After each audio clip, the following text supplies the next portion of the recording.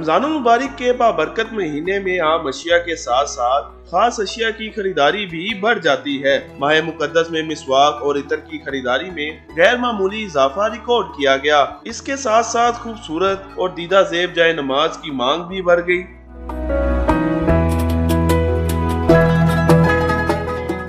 दुकानदारों का कहना है कि रमजानुल मुबारक से कबल ही मसवाक और इतर की मांग में इजाफा शुरू हो जाता है। ताहम रवां साल नौजवानों की जानिब से खरीदारी का रुझान खास तौर पर नुमाया है।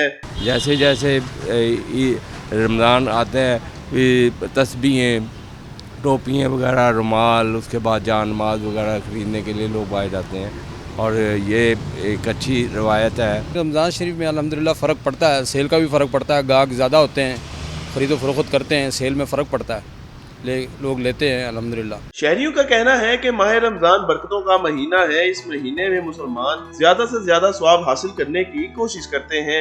ये सुन्नत रसूल भी है, खुशबू लगाना और सर पे टोपी पहन के नमाज पढ़ना, मसवाक करना भी सुन्नत है। मैं छोटे भाई के लिए तस्बीह और टोपी लेने आया हूँ। माशाल्लाह अच्छी बात है, ये पहनेंगे और सवाब मिलेगा। इतर लगाएं, खुशबू लगाएं और टोपी पहन कर नमाज पढ़ें। ये माह रमज़ान में जो है सवाब भी है।